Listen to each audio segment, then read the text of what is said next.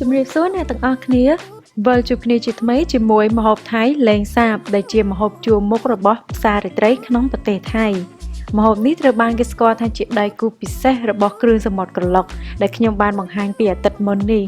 ចំណែកឯគ្រឿងផ្សំទាំងអស់សុទ្ធតែងាយស្រួលរកទិញនិងវិធីចម្អិនរឹតតែងាយស្រួលបើនិយាយពីរសជាតិវិញមិនឲ្យខកបំណងទេបងប្អូនកុំឲ្យខាតពេលយូរតោះចាប់ផ្ដើមចម្អិនទាំងអស់គ្នាដំបូងខ្ញុំយកសាច់គោជាប់ឆ្អឹងចំនួន1គីឡូដាំជាមួយនឹងទឹក2លីត្រឆ្អឹងគោនេះបងប្អូនអាចជ្រើសយកជាឆ្អឹងករបស់គោក៏បានដែរចំពោះការកាត់អាចតូចឬធំទៅតាមចំណង់ចំណូលចិត្ត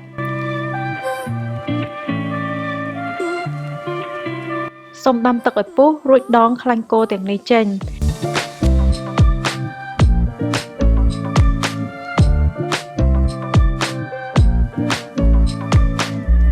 ហើយដើម្បីឲ្យសាច់មានរសជាតិសូមបន្ថែមខ្ទឹមបារាំង1គ្រាប់ខ្ទឹមក្រហម2គ្រាប់ស្លឹកគ្រៃ2គល់គល់ជីវ៉ាន់ស៊ុយ3គល់អំបិល1ស្លាបព្រាតែនិងទឹកស៊ីអ៊ីវ2ស្លាបព្រាបាយ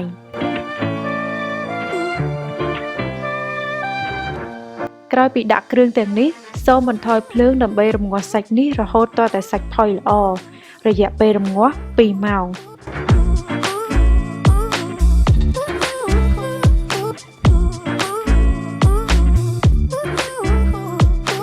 ក៏លេបមកមើលទឹកស៊ុបក្រោយរម្ងាស់រួចគឺថាខាប់ល្អនិងមានក្លិនឈ្ងុយពីសាច់គោខ្លាំងណាស់បន្ទាប់ពីនេះបងប្អូនអាចដួសយកឆ្អឹងគោទាំងនេះចេញរួចទុកមួយឡែកសិន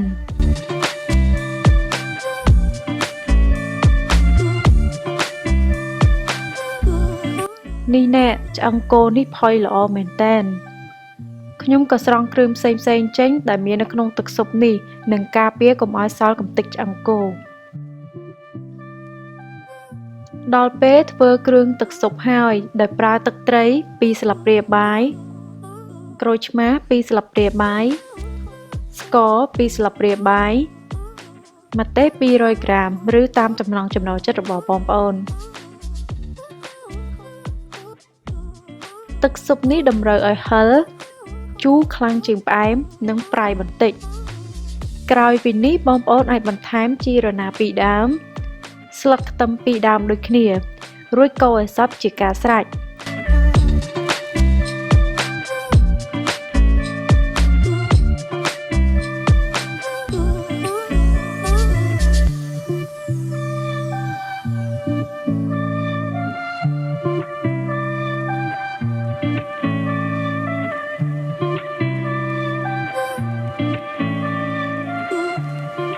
ខ្ញុំរៀបចំឆ្អឹងគោហើយរួចស្រោចទឹកស៊ុបនេះចូលក្នុងចានតែម្ដងគ្រាន់តែឃើញក៏ស្រក់ទឹកមាត់ដែរខែត្រជាក់អញ្ចឹងញ៉ាំទឹកស៊ុបក្តៅហឹរជូរផ្អែមនិងប្រៃចាំបាច់ទៅថៃធ្វើអីទៀតចម្អិនញ៉ាំនៅផ្ទះក៏បានដែរ